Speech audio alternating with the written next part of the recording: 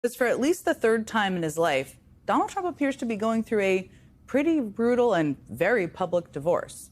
I mean, just a few days ago, days after being celebrated in the Oval Office, I should say, Elon Musk started using his massive social media reach to attack Donald Trump and the Republican Party in incredibly direct terms. Not just one time, wasn't a one-off, in dozens of separate posts. And if you're wondering why Elon Musk is so mad all of a sudden, a lot, very mad, I think it's worth remembering why he was driven out of Washington in the first place.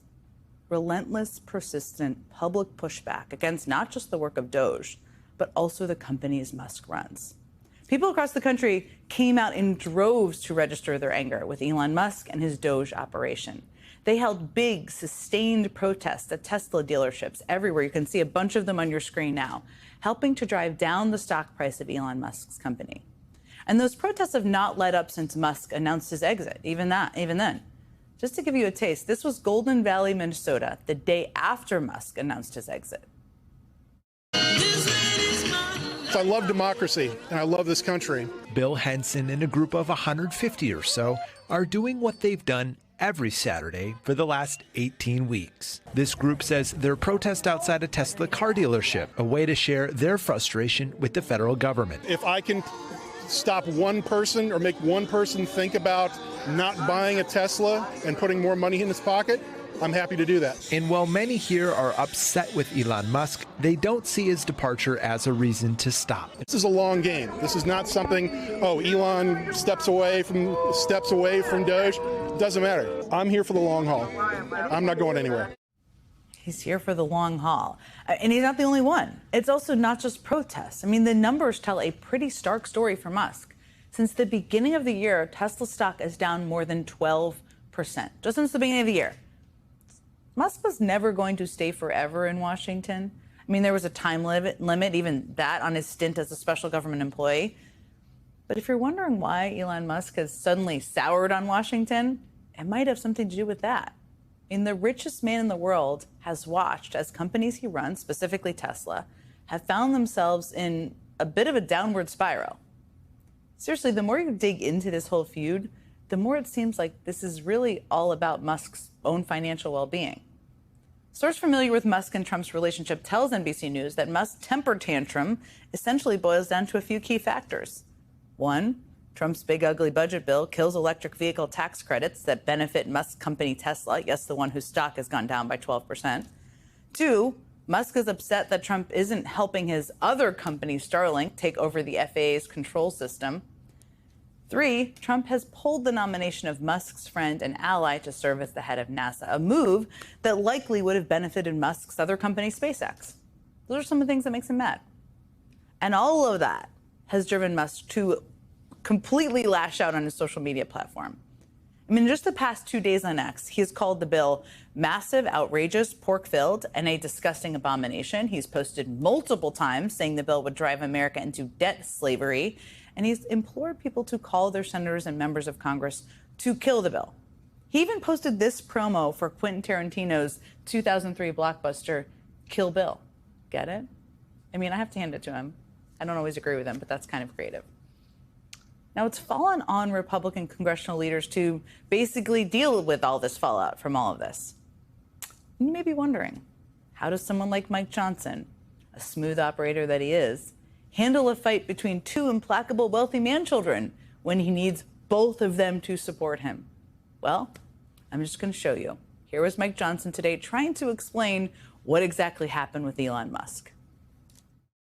Elon and I left on a great note. We were texting one another, happy texts, Monday. And then yesterday, 24 hours later, he does a 180 and he comes out and opposes the bill. And it surprised me, frankly. I'll tell you, I called Elon last night and he didn't answer, but I hope to talk to him today. I mean, it's not, it's very friendly and we've laughed about our differences on policy before. I'm not upset about this. We've got to get it done. And I think Elon understands the weight of that. And I hope he comes around. I'd love to talk to him this week and hope he calls him back today. Oof. I mean, even the guys in back of him look awkward because it seems like Elon Musk is ghosting the Speaker of the House. Leaving him on red, as the kids say these days, or that's what they tell me.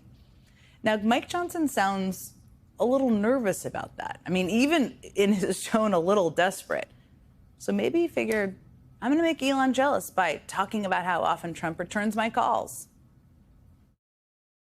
I talk to President Trump, all the time, multiple times a day. Obviously, we've talked about this. As you know, he's not delighted that Elon did a 180 on that. But look, I don't know what happened in 24 hours. I mean, there is a lot to unpack there. He's not delighted that Elon did a 180 is quite a way to phrase it. And yes, I talk to Trump all the time, multiple times a day, sounds, well, again, kind of desperate. So maybe he figured, I'm going to try flattering him a lot while also just dissembling in front of everyone at the same time. Let me just address the Elon controversy and tell you that I consider Elon a friend. He's obviously brilliant. I just told you we credit him with all the big changes with Doge and everything else. It's curious to me what happened this week. And full disclosure, Elon and I had a great conversation, about a half-hour-long talk on Monday. And Elon was encouraged by that conversation. We had it was a very friendly, very fruitful conversation together. And he and I talked about the midterm elections. And he said, well, I'm going to help. Okay. It was kind of a shaky start in the beginning, but Speaker Johnson did manage to land on an area of agreement between him and Musk. He says Musk promised him on Monday that Musk would help Republicans win the midterms. That sounds promising for him. Except then on Tuesday, Musk once again tweeted about congressional Republicans saying, quote, in November next year, we fire all politicians who betrayed the American people. Again, that was in response to a tweet about Republicans. So it doesn't actually sound like Mike Johnson and Elon Musk are on the same page about the midterms at all, does it? The truth is the problems for Speaker Johnson and Donald Trump extend well beyond just Elon Musk. Because every day, more and more Republicans are finding something they do not like in this big, ugly bill. And there is a lot that do not like. For instance, here was Marjorie Taylor Greene, who voted for the bill, talking last night about a provision that would ban states from regulating AI for 10 years. That was one section, that was 2 pages that I didn't see. And I'm being very transparent and honest about it with everyone, but I find it so problematic that I'm willing to come forward and admit that those are 2 pages that I didn't read. Those were the only 2 pages of over 1,000 I didn't read, just those 2. I don't believe it. But the point is, when you have to work a little to get Marjorie Taylor Greene to vote for the MAGA agenda because she's upset about something, you know it's more of an uphill climb than maybe you planned for if you're Mike Johnson.